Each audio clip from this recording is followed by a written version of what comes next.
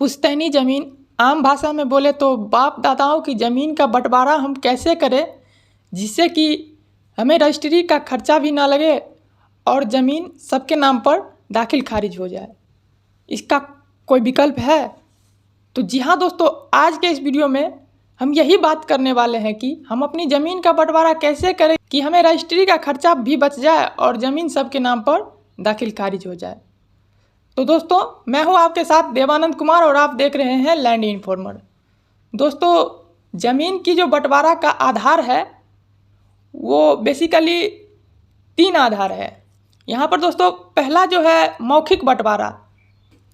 अभी 90% से ऊपर जो ज़मीन का बंटवारा है वो मौखिक बंटवारा है।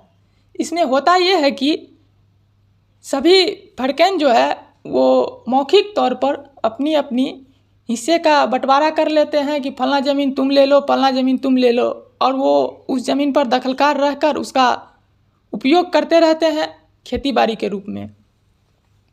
तो दोस्तों, जब से बिहार सरकार ज़मीन रजिस्ट्रीकरण के नियम में बदलाव लाया है कि जमाबंदी रैयत ही अपनी ज़मीन का बिक्री कर सकते हैं, तब से दोस्तों ज़मीन की बंटवारा कैसे करें, कैसे ज़मीन अपनी अपने नाम पर दाखिल खारिज करवाए, यही बात चारों ओर चल रही है। तो आज के इस वीडियो में हम यही जानने वाले हैं कि कैसे हम अपनी ज़मीन का बंटवारा करें ताकि हम अपनी ज़मीन का दाखिल खारिज अपने नाम पर करा सकें।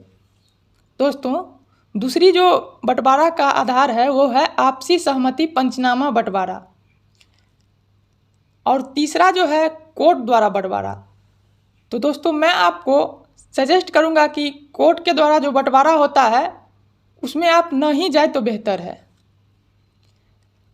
सबसे यहाँ पर बढ़िया जो विकल्प है वो है आपसी सहमति बंटवारा। इसमें आपको कम से कम खर्च में आपकी ज़मीन का बंटवारा हो जाएगा और ज़मीन सभी रैयत के नाम पर दाखिल खारिज भी हो जाएगा। कोर्ट द्वारा बंटवारा की स्थिति तब पैदा होती है जब परिवार में एकजुट ना हो।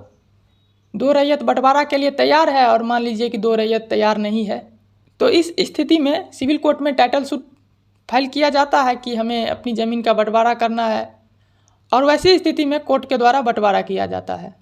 इसमें बहुत खर्च भी लगता है और समझिए टाइम की भी बहुत बर्बादी होती है। तो दोस्तों, मैं आप लोगों से यही सजेस्ट करूंगा कि 2 नंबर का जो आपसी सहमति पंचनामा बंटवारा है वही आप लोग करा ले तो बेहतर होगा। तो आज के इस वीडियो में हम आपसी सहमति पंचनामा बंटवारा कैसे करें इसी टॉपिक पर चर्चा करने वाले हैं। तो दोस्तों, पंचनामा बंटवारा के लिए हम यहाँ पर आपके सामने में एक फॉर्मेट लाए हैं। यहाँ पर दोस्तों 100 रुपया के स्टैम्प पेपर पर आप लोग बंटवारा कर सकते हैं। ये जो बंटवारा का जो फॉर्मेट आपके सामने में दिख रहा है, इसी के माध्यम से हम समझते हैं कि हम अपनी ज़मीन का बंटवारा कैसे करें। तो दोस्तों, यहाँ पर स्टाम्प पेपर रहेगा, उस पर सीरियल नंबर, डेट नंबर लिखा रहेगा जब आप स्टाम्प परचेज करेंगे। दोस्तों, ये पुराना स्टाम्प है, अब तो ई स्टाम्प मिलने लगा है, तो आप कोई सा भी ले सकते हैं। इसके बाद दोस्तों, आप अपनी ज़मीन का बंटवारा करने के लिए कुछ प्रतिष्ठित व्यक्ति और पंचों और सरपंचों के समक्ष आप अपने परिवार के सभी फरकें जिसके जिसके हिस्से में ज़मीन का बंटवारा करना है उसकी उपस्थिति में बंटवारा कर सकते हैं। इसके लिए दोस्तों सबसे पहले यहाँ पर लिखना होता है 1 नंबर में लेखकार। लेखकार में दोस्तों यहाँ पर श्री मोहन प्रसाद पिता राम प्रसाद शेड्यूल नंबर 1, श्री सोहन प्रसाद पिता राम प्रसाद शेड्यूल नंबर 2, और श्री रोहन प्रसाद पिता राम प्रसाद शेड्यूल नंबर 3। ये 3 भाई हैं, मोहन प्रसाद, सोहन प्रसाद और रोहन प्रसाद पिता राम प्रसाद। दोस्तों, ये तीनों के बीच में ज़मीन का बंटवारा करना है। हम जानते हैं कि कैसे हम ज़मीन का बंटवारा करें। दोस्तों, ये जो व्यक्ति का नाम इसमें लिखा हुआ है, ये व्यक्ति इस एड्रेस पर एग्जिस्ट नहीं करता है। मैं आप लोगों को समझाने के लिए इस वीडियो में मान लिया हूँ कि 3 व्यक्ति है जिसका पिता राम प्रसाद है और हम उसके बीच में उसकी संयुक्त परिवार अथवा पूर्वजों के द्वारा अर्जित भूमि का बंटवारा कैसे करें। तो दोस्तों, यहाँ पर 2 नंबर में लिखना है लेख्यधारी। तो लेखधारी में दोस्तों सेम पार्टी एक दूसरे के पक्ष में। दोस्तों ये जो स्टाम्प पेपर आपके सामने में दिख रहा है, ये स्टाम्प पेपर भी डुप्लीकेट है। ये मैं आप लोगों को समझाने के लिए यहाँ पर बनाया हूँ, जिसे आप देख सकते हैं। यहाँ पर दोस्तों 4 नंबर में आपको संपत्ति का विवरण लिखना है कि किस जगह की संपत्ति है, किस एरिया में पड़ता है, इसका क्या मौजा है, परगना है, थाना क्या है, सब डिवीज़न क्या है, रजिस्ट्री ऑफिस कौन सा पड़ता है, जिला कौन है, अंचल कौन है, थाना नंबर क्या है। इसके बाद दोस्तों यहाँ पर लिखा हुआ है उपर्युक्त संपत्ति मौजा, जहाँ का मौजा होगा आप लिख सकते हैं, का आपसी सहमति से प्रतिष्ठित व्यक्ति एवं पंचों के समक्ष बंटवारा किया एवं अपने शेड्यूल पर आए, संपत्ति पर पूर्ण दखलकार हूँ एवं रहेंगे। इसके बाद दोस्तों यहाँ पर साइड में जो जगह दिख रहा है, यहाँ पर सभी जो हिस्सेदार है उसका सिग्नेचर होगा डेट के साथ। इसके बाद दोस्तों यहाँ पर शेड्यूल नंबर 1 का जो रैयत है, यहाँ पर रोहन प्रसाद लिखा गया है, यहाँ पर मोहन प्रसाद होगा। पिता राम प्रसाद शेड्यूल नंबर 1 के हिस्से की ज़मीन का विवरण। यहाँ पर दोस्तों जमाबंदी नंबर होगा, इसके बाद खाता नंबर, खेसरा नंबर, रकबा। दोस्तों यहाँ पर आप चौहद्दी जरूर दर्शाएं, जिससे कि आगे दिक्कत ना हो।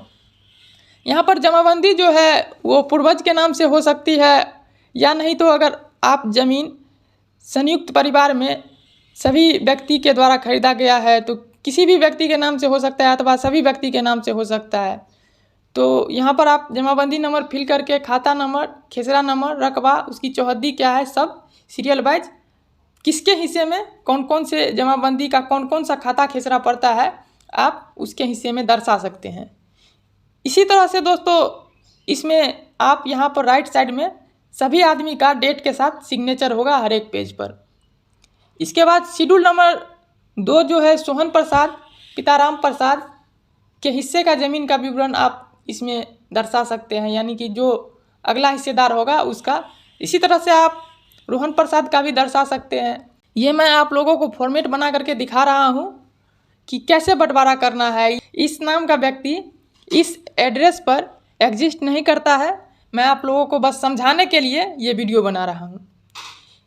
इसके बाद दोस्तों जो अगला पेज होगा, सभी हिस्सेदार का शेड्यूल वाइज किसके हिस्से में कितनी ज़मीन है डालने के बाद सबसे नीचे का जो पेज होगा उसमें लिखना होगा कि आगे यह कि हम लोग एक ही खूंट खानदान के हैं और संयुक्त संपत्ति के सहभागी हैं, जिसका पंचनामा बंटवारा आपसी सहमति से शारीरिक व मानसिक स्वस्थता में बिना किसी के दबाव, भड़काव व धमकाव में आकर निश्चित किया कि गांव समाज के कुछ प्रतिष्ठित पंचों व सरपंच के समक्ष समिलात खानदानी जमीन व समिलात खरीदारी केवाला की ज़मीन है।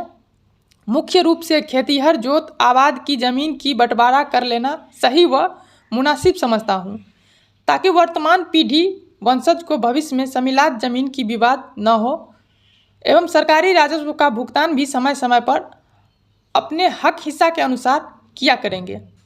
यह कि अपने अपने शेड्यूल की संपत्ति इस प्रकार बंटवारा अनुसार दखलकार होकर सभी तरह का सुखभोग वंशज आदि किया करेंगे।